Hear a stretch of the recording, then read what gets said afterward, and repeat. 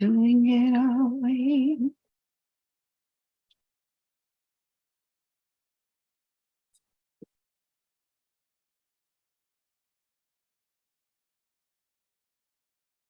All right.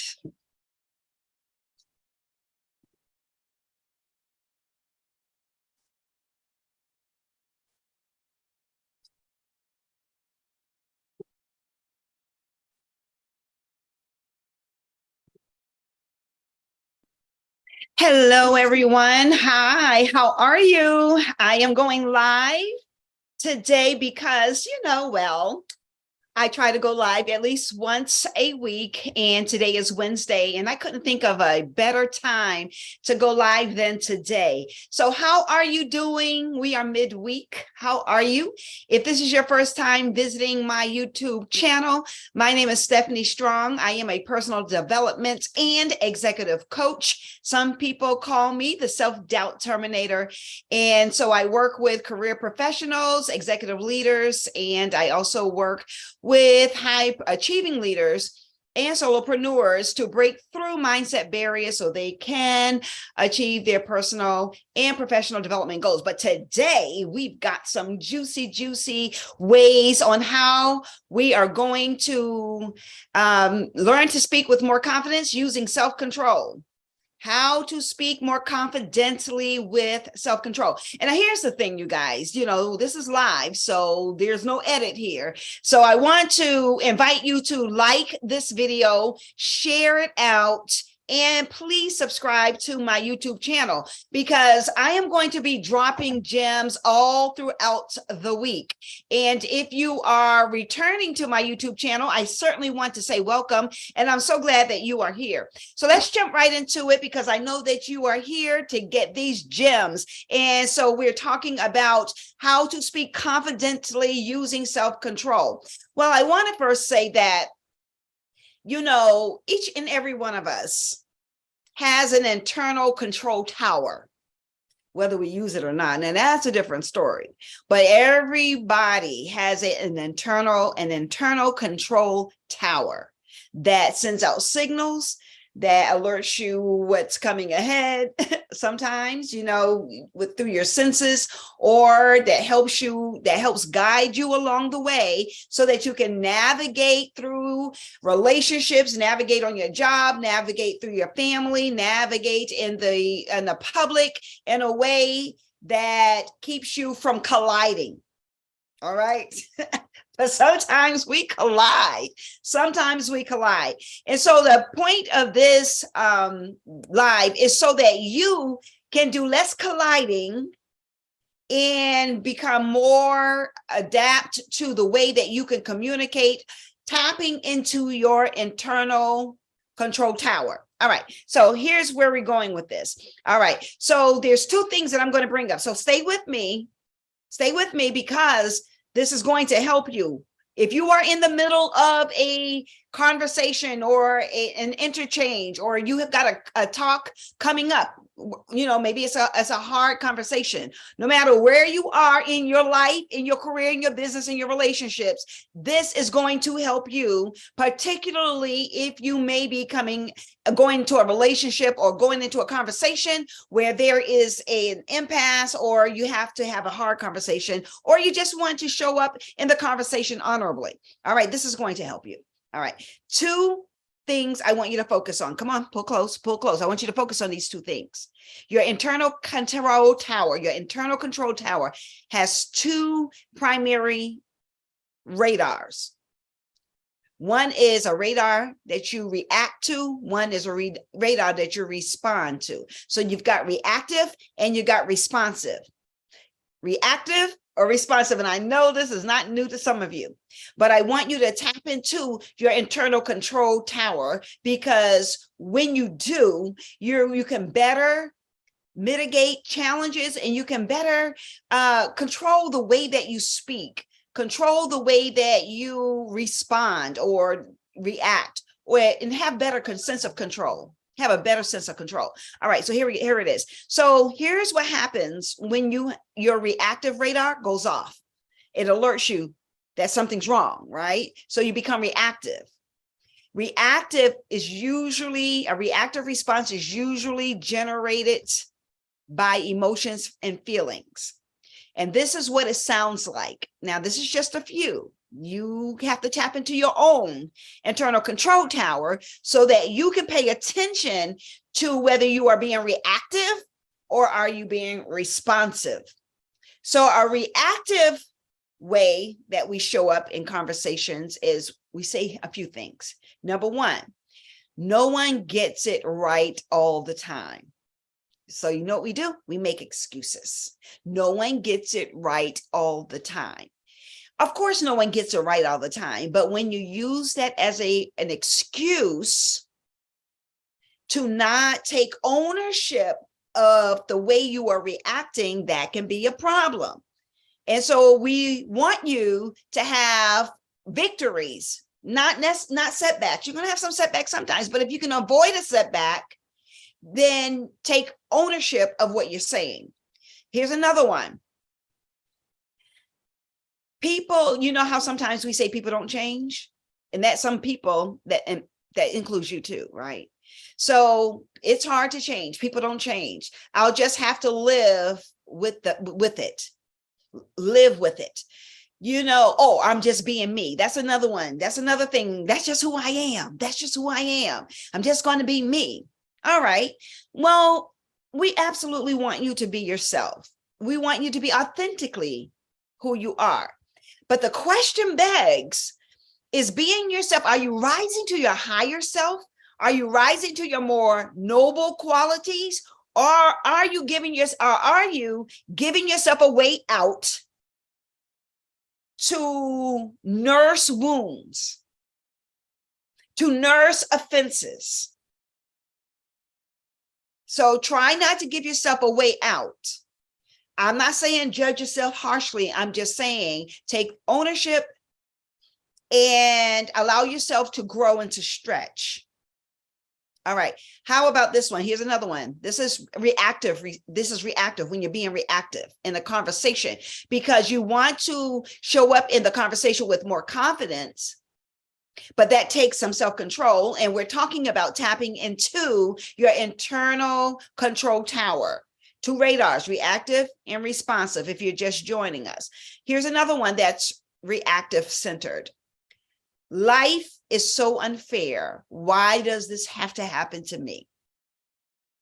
And that is a reactive way of saying, I am the victim. So that makes, if you are the victim, then someone is probably the perpetrator, right? Or the accoster. I'm not saying that there are no real situations where people prey on other folk. But when you say, why life is so hard, life is so unfair, why is this happening to me? Well, would you prefer that it happened to someone else? Be honest.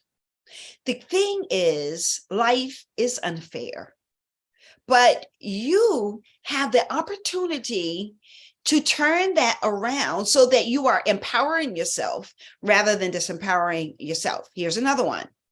I am always playing catch up. When will I ever win? That's another way of saying that I'm not going to take ownership of my choices and decisions. Now, when you're in a relationship, you know, just say it's a romantic relationship or it's a intimate, like with your significant other, and you are having a dialogue and it's getting heated. So you tend to be more reactive. You never listen to me. That's another reactive response. You never listen to me. Who never does anything all the time? Never and always are extreme cases. So you want to be mindful of that. You want to be mindful. Here's another one. You're not listening is one. Another one that comes up is, I keep telling you the same thing over and over and over again, and it keeps falling on deaf ears. The same thing as not listening. So there are different ways that you are reactive. Sometimes you shut down, and I understand why people shut down. But you have the power, or you can grow to have the power so that you're not shutting yourself down and closing yourself off from having a dialogue. Now, there are some people who use their own sense of power to power over a conversation and does not allow you or someone else to have an opportunity to share their perspective. And when those situations arise, the best, in my humble opinion, and based on my experience and observation, it is okay to table the conversation until there is a more appropriate time where all parties involved can have a conversation where each person holds space for the other person to share his or her point of view. Now, those are reactive responses. Now I want to talk about responsive, being reactive. We're talking about radar. Those are reactive. When your radar reactive, when your reactive radar is going, those are the reactions that you usually, or a person, I'm not going to say you, but a person usually generates. So to generate responsively, so your radar is tapping in, how may I be responsive rather than being reactive? You guys, listen, you have a choice here. You have a choice. And the reason why I am saying that right now, because I used to be reactive. You know why I used to be reactive? Because I believe that someone in the conversation or in the relationship dynamic was trying to put me down. So I was on the defense a lot, which meant that I came out firing, because and being reactive also means being retaliatory, like I'm going to get you back, or you take aims or take shots at people, right? I used to be in that space. Now, I have never been a type of person that instigated or initiated confrontation. I honestly do not like confrontation, but I learned to master the idea of keeping you off of me. And the way that I keep you off of me was for me to draw a clear boundary with my tongue or with my body language that signals to you, stop. And sometimes my words would be very sharp. I have had to do the internal work so that I could be less reactive and more responsive. And it's still an ongoing work. Because listen, we're not robots. We are not robots. We are human beings, and we have emotions and feelings, and we have nerves. We have nerve endings, and we have triggers, right? So there's no blame or no judgment here. It's just an invitation for you to take better control of yourself so that you can show up in the way you want to, that you are not giving your power over to someone else. You are not giving a person the ability to control your buttons, to push your buttons. We're talking about tapping into your internal control tower. So here are a few ways that you can be more responsive rather than being reactive. One way is to say, there's got to be another way. Leaving yourself open for options, whether it's in a conversation, whether it's in a situation or circumstance, whether you are even, it's in the spur of the moment. Being able to tap into your internal control power and govern yourself in such a way that you are open to another option, that you're open to alternatives, a different way of seeing something or seeing a different perspective. Another way that you can say to be more responsive is to give yourself credit for being a genius, says, I've got to figure this out, rather than saying this will never work. One of my personal pet peeves is when people give up too easily. And I'm not judging, I'm just saying that I want to be careful in my words. More times than not, I am going to look at a situation, a circumstance, a challenge as there's got to be another way.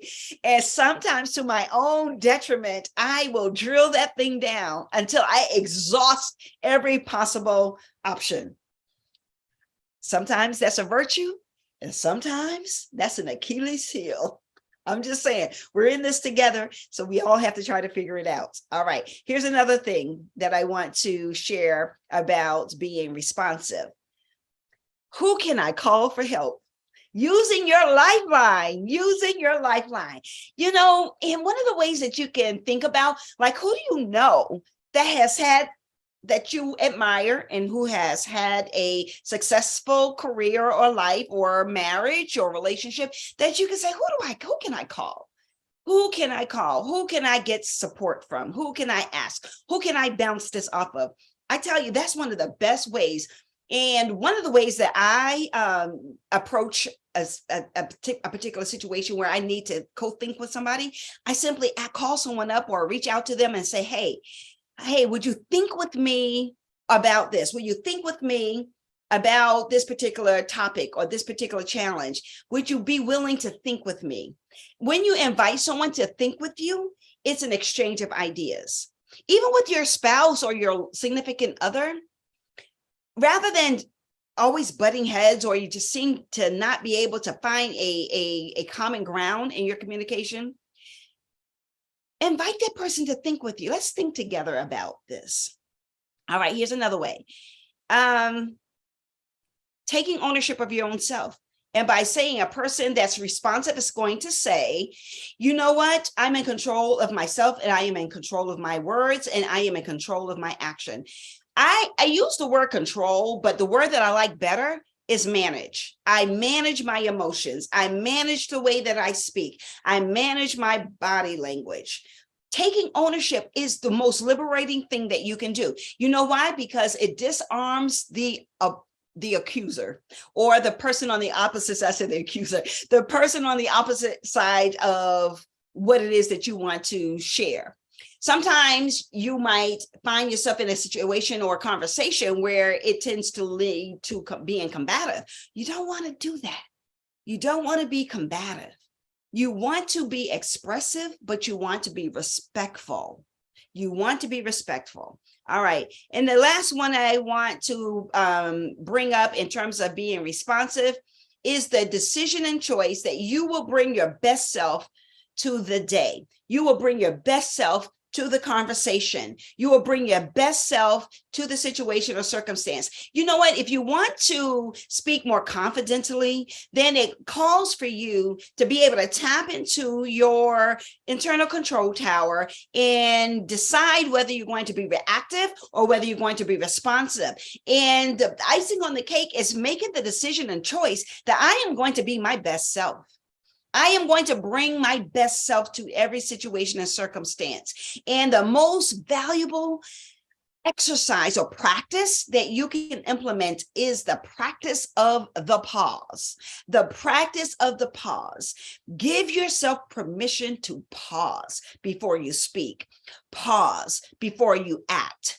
Pause before you make an impulsive move or say something impulsively. Take a pause. Breathe deeply and allow the moment to breathe in new ways that you can show up confidently, that you can show up authentically, and that you can show up respectively. When you walk away from a conversation, that you will feel good about who you are. And that's what I have to share with you today. Hey, you guys, if you like this video, please click like. Make sure you hit the subscribe button, because guess what? The algorithms like that. And I am building my YouTube community, and I want you to be a part of that. And if you know 5 people that you would like to invite to be a part of this community, please share this video out. Make sure that you are spreading the love. Okay. All right, you guys, my name is Stephanie Strong. I am your personal development and executive coach. And most of all, I'm your friend.